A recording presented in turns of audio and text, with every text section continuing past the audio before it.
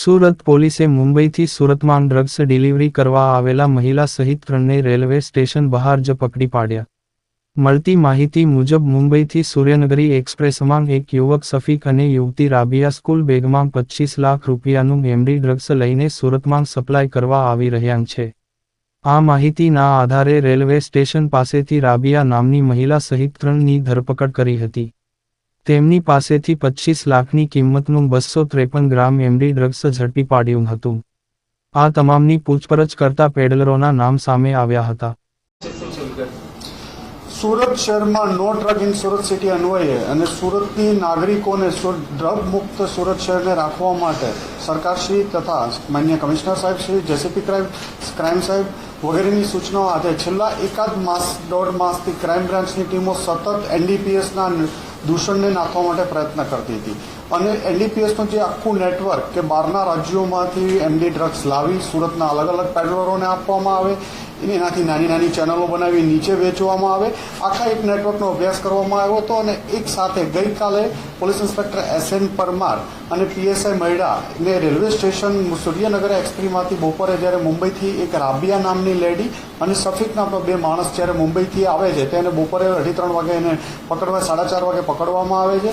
એમની પાસેથી 253 ગ્રામ જેટલું એમડી અંદાજિત કિંમત 25 લાખથી વધુ જેની કિંમત થાય છે આ લોકોની ધરપકડ કરવામાં આવે છે અને મુદ્દામાલ સીઝ કરવામાં આવે છે. આ લોકોની પૂછપરછ દરમિયાન પણ સુરતના મોહસિન, સલમાન અને ફૈઝલ શેખ આ લોકોના નામ તપાસ દરમિયાન આવ્યા અને જે એક માસથી સુરતની ટીમ અલગ અલગ ટીમો લાગેલી હતી, પોલીસ ઇન્સ્પેક્ટરોની ટીમો, એમને પણ આ નામની માહિતગાર હોય તરત અલગ અલગ જગ્યાએ રેડો ચાલુ કરવામાં આવી.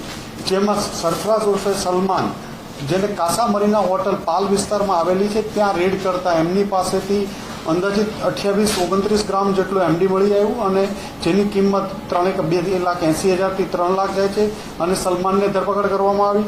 ત્યારબાદ પોલીસ ઇન્સ્પેક્ટર જૈન ગોસ્વામી અને એની ટીમે રાંદેર વિસ્તારમાં રામા રેસિડેન્સી પાસે એક રેડ કરવામાં આવી જેમાં આરોપી ફૈઝલ શેખ અને એની સાથે યાસીન બબુલ મુલ્લા આ બેની ધરપકડ કરવામાં આવી, જેમની પાસેથી પણ અંદાજિત 31થી 32 ગ્રામ જેટલો એમડીનો જથ્થો મળી આવ્યો.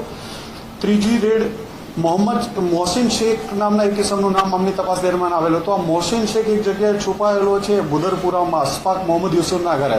એ તપાસ કરતા મોહમ્મદ અશફાક 5મા માળેથી કૂદીને ભાગવા જતા 4થા માળે પડ્યો અને એના પગમાં વાગતા તરત ક્રાઇમ બ્રાન્ચની ટીમે એને અઠવાલાઈ સિવિલ હોસ્પિટલ લઈ ગઈ અને ત્યાં એની સર્ચ કરતા ડોક્ટરોની સામે એની પાસેથી 15-20 ગ્રામ જેટલું એમડી એમની પાસેથી મળેલું, જે બાબતે અઠવા પોલીસ સ્ટેશનમાં રેડ દાખલ ગુનો કરવામાં આવ્યો.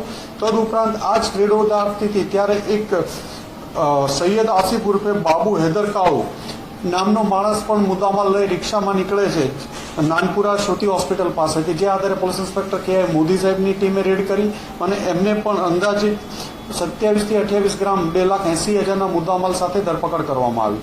આમ કુલ સુરત શહેરમાં અલગ અલગ વિસ્તારોમાં 2 અઠવા પોલીસ સ્ટેશનની લાઇનમાં, એક પાલ પોલીસ સ્ટેશનમાં, એક રાંદેર પોલીસ સ્ટેશનમાં અને એક ડીસીબીમાં કુલ અલગ અલગ 5 ગુનાઓ નોંધવામાં આવ્યા, જેમાં 7 આરોપીની ધરપકડ કરવામાં આવી. કુલ 354 ગ્રામ અંદાજિત